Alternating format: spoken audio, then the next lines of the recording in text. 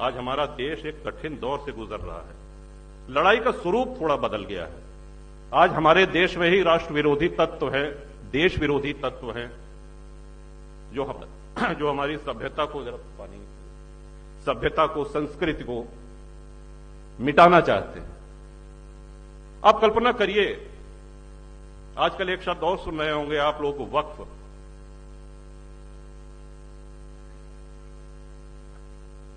ये धरती पे किसी देश में वक्फ बोर्ड नहीं है, सिर्फ भारत में है। किसी भी इस्लामिक देश में वक्फ बोर्ड नहीं है। वक्फ बोर्ड को 2013 में कांग्रेस ने जो शक्तियां दी, जरा उसका भी उल्लेख सुन लीजिए कि वक्फ बोर्ड का निर्णय वक्फ की ही अदालत करेगी। वहां पर जिले की कचहरी, उच्च न्यायालय, उच्चतम न्यायालय, इनका अधिकार, इनका सीमा क्षेत्र समाप्त हो जाता है। और वक्फ बोर्ड आपको एक नोटिस उसने दिया कि साहब ये संपत्ति वक्फ की है, अगर आपको आपत्ति करना है तो उनका प्रदेश में एक कार्यालय है, वहां जाके आप आपत्ति कर सकते हैं।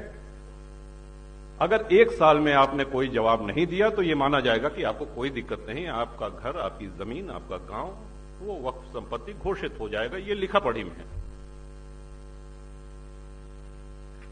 और आज आप टीवी पे देख रहे होंगे कि इसके पक्ष में मतदान भी कराया जा रहा है। तमाम मौलाना लोग इसमें मोबाइल के माध्यम से मतदान हो रहा है। इसमें हम सबको मुखर होना चाहिए, क्योंकि राष्ट्र रक्षा का दायित्व तो सिर्फ राजनेताओं का नहीं है। हम कुछ भी रखें, हम घर रखते हैं, अपने घर में हम सफाई करते हैं, उसकी रंगाई पुताई करते हैं, हम गौ पालन करते हैं, तो उसको गौ माता को भी चारा पानी देते हैं। यहां तक कि वाहन भी रखते हैं तो उसमें सर्विसिंग होती है, तेल पानी भराना पड़ता है, उसकी देखरेख करनी पड़ती है। आज हमारे नेता अगर ये कठिन निर्णय ले रहे हैं तो उनको प्रोत्साहित करने की आप सबको आवश्यकता है, हम सब लोगों को आवश्यकता है। ये राष्ट्र है।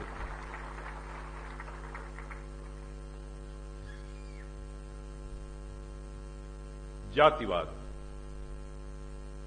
आज हम जितने क्षत्रिय महानुभावों को, अपने पूर्वजों को जो स्मरण करते हैं, उन्होंने अपने लिए लड़ाइयां नहीं लड़ी, उन्होंने अपनी धन संपदा, अपना खजाना भरने के लिए लड़ाइयां नहीं लड़ी, उन्होंने देश की रक्षा के लिए, उन्होंने संस्कृति की रक्षा के लिए तलवार उठाई। उन्होंने यह भी ध्यान नहीं दिया कि हमारी सेना कितनी है और सामने से आक्रमणकारियों की सेना कितनी है। विश्व के किसी सभ्यता में, किसी इतिहास में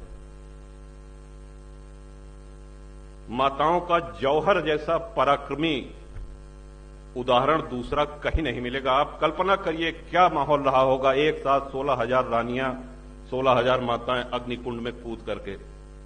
किसकी वजह से? अकबर द ग्रेट की वजह से।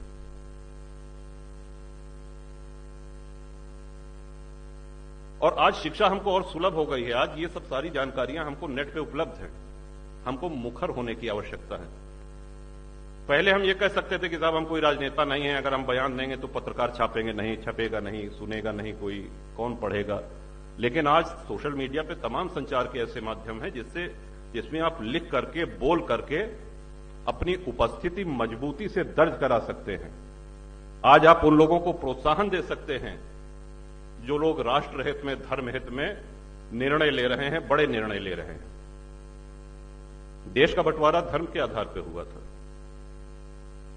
हिंदुओं ने कभी नहीं कहा कि हम मुसलमान के साथ नहीं रह सकते, मुसलमानों ने कहा कि हम हिंदू के साथ नहीं रह सकते, अलग मुस्लिम राष्ट्र चाहिए। पूर्वी पश्चिमी पाकिस्तान बना, सभी लोग जानते हैं।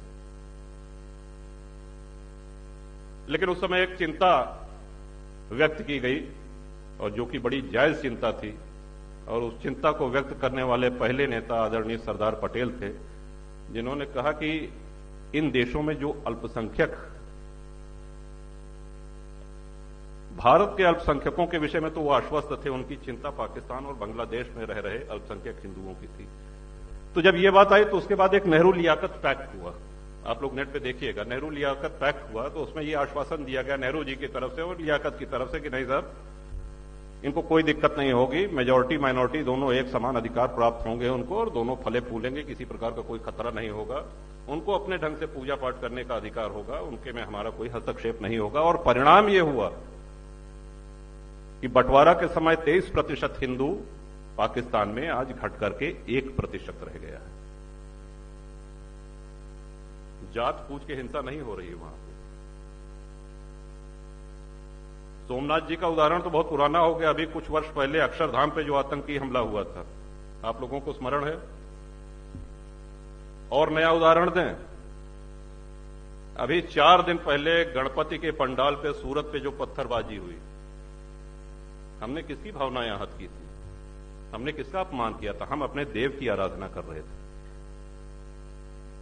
इस बात पे पत्थरबाजी। वैष्णव देवी दर्शन करने भक्त जा रहे थे, जिस दिन आदरणीय मोदी जी तीसरी बार शपथ ले रहे थे प्रधानमंत्री की, तीर्थयात्रियों के बस पे आतंकियों ने अंधाधुंध गोलियां चलाई, कई श्रद्धालु मारे गए। उनको जात पूछ के नहीं मारा गया।